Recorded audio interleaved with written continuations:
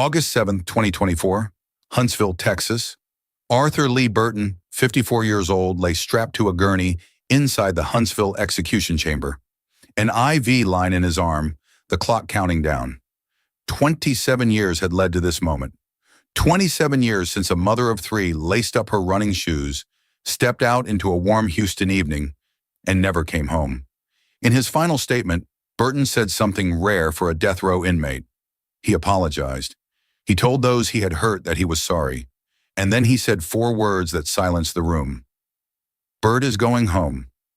But days before that needle went in, experts stood before the courts and argued Burton should never have been executed at all.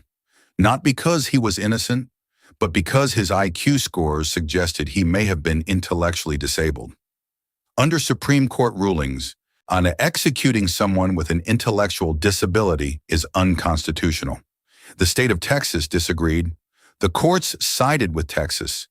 Did they get it right, or did the system fail twice? This is the Execution Files. Before we go any deeper into this story, if you are new here, this is the Execution Files. We don't just tell true crime stories, we ask the hard questions that others walk past. If that matters to you, hit subscribe, turn on notifications, because the story we are about to tell you deserves a full witness. Now, let's go back to the beginning. Arthur Lee Burton was born on March 29, 1970, in Houston, Texas. From the very beginning, life dealt him a broken hand. His father was absent, not occasionally, permanently. There were stretches of childhood where Burton and his siblings went without electricity, without food. The days where survival inside the home was its own kind of battle. No stability, no foundation, just a boy absorbing chaos and learning to live inside it. The world he grew up in did not prepare him for life. It prepared him for survival. And those are two very different things. By the time Arthur Lee Burton reached adulthood, you would never have known any of that. He was married, he had 4 children, he worked as a cement finisher, up before dawn, hands in the dirt, building things for other people to walk on, to his neighbors, to his community, to everyone watching from the outside. He was ordinary, unremarkable, just another working man in Harris County, Texas. And that is exactly what makes this story so unsettling. Because the most dangerous people are rarely the ones who look dangerous, or they are the ones who look just like everybody else, the ones who wave at you in the morning, the ones whose children play with your children.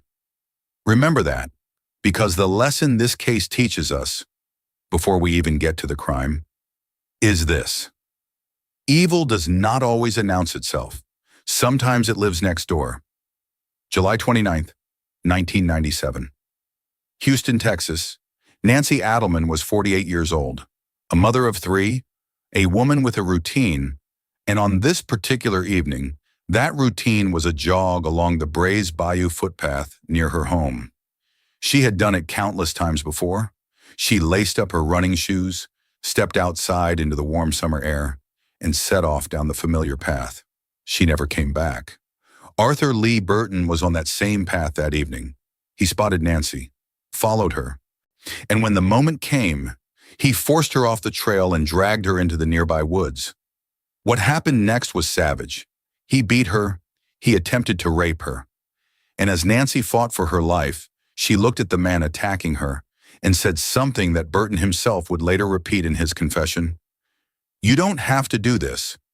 4 words, a desperate plea from a mother who wanted to live long enough to go home to her children. He ignored her. "But here is the detail that will stay with you," Nancy screamed, and someone heard her.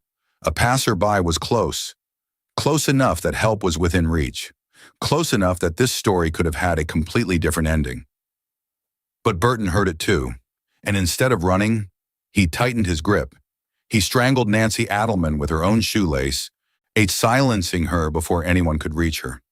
He killed her because help was coming. He left her body in those woods and walked away. The next morning, police found her there. Harris County District Attorney Josh Rice later said it plainly. "For every woman who has ever exercised alone or walked to her car alone at night, this case is their worst nightmare." He was right. Houston law enforcement moved fast. Investigators combed every inch of the wooded area along Brays Bayou. They canvassed the neighborhood. They interviewed anyone who had been near that trail on the evening of July 29th. And then, a witness came forward. Someone had seen a man on a bicycle near the jogging path around the time of the attack. That description was quiet, unassuming, but it was enough. 10 days after Nancy Adleman's body was found, that description led investigators to Arthur Lee Burton. Deputy Sheriff Benjamin Beal brought Burton in for questioning. Burton denied everything. He denied riding a bicycle near the trail. He denied knowing Nancy Adleman. He denied the murder. But investigators kept pushing, laying out evidence, exposing contradiction after contradiction in his story. And eventually, he broke. Burton confessed. But what made that confession devastating was not just that he admitted to the killing. It was the details he provided, specific, granular, things that had never been made public, things only the killer could have known, including Nancy's final words to him. "You don't have to do this." On October 31st, in 1997, Halloween, a Harris County grand jury formally indicted Arthur Lee Burton for the capital murder of Nancy Adleman. Before we get to the trial, I want to hear from you. Burton's defense claimed that confession was beaten out of him. The prosecution said those details proved otherwise. So I am asking you directly, do you think a confession obtained under pressure should still be admissible in court? Drop your answer below. Like this video and share it with someone who needs to hear this story. June 1998, Harris County Courthouse. Arthur Lee Burton stood trial for the capital murder of Nancy Adleman. His defense had one primary argument, that confession was a lie, that investigators had physically abused him, beaten the words out of him, that nothing he said in that interrogation room should be trusted. It was a bold claim. But the prosecution dismantled it methodically. Those specific details Burton provided, the ones that matched the crime scene precisely, had never been released to the public.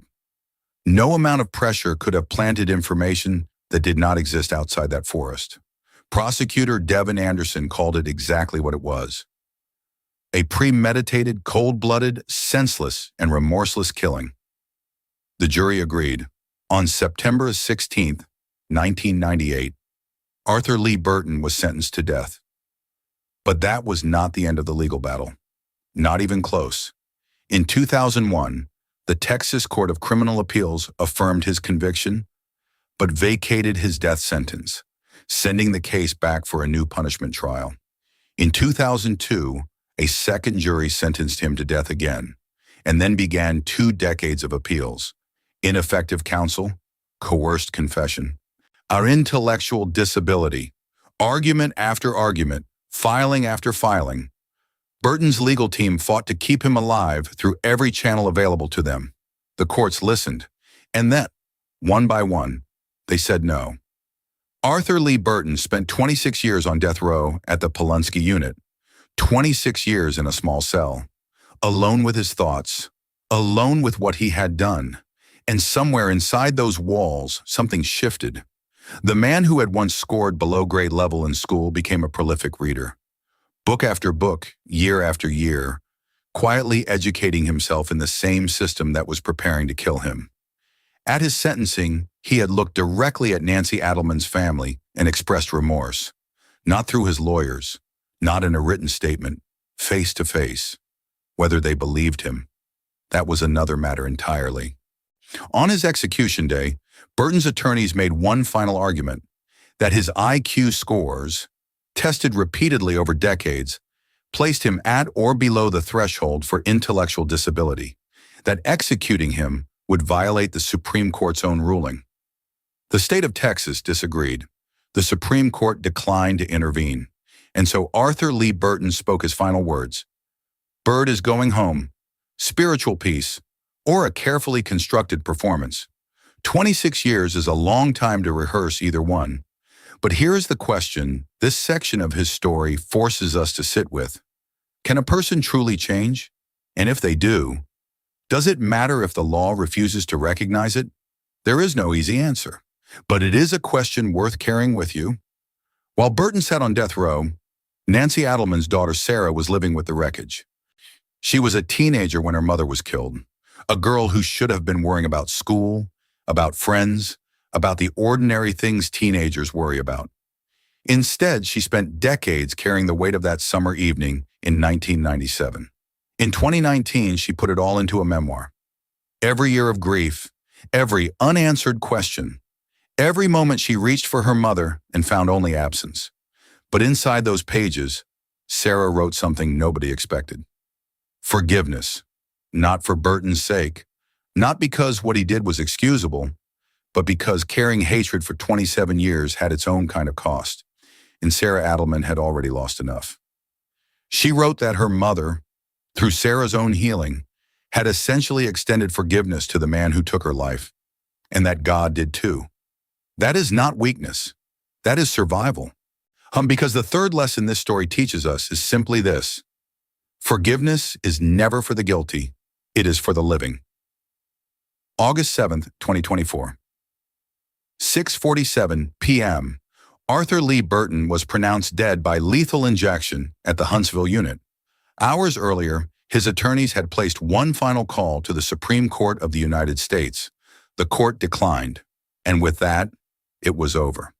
Burton became the 134th person convicted in Harris County to be executed since 1982. 134. Sit with that number for a moment, because behind every single one of those executions, there is a victim, a family, a story, and a system deciding who deserves to live. This story is about more than one man and one crime. It is about what broken beginnings can produce, what an ordinary face can hide, what justice costs, and who pays the price. When Nancy Adleman deserved to come home that evening, she never did. What do you think justice looked like in this case? Drop it in the comments. Share this video, and if this story moved you, you already know where the subscribe button is.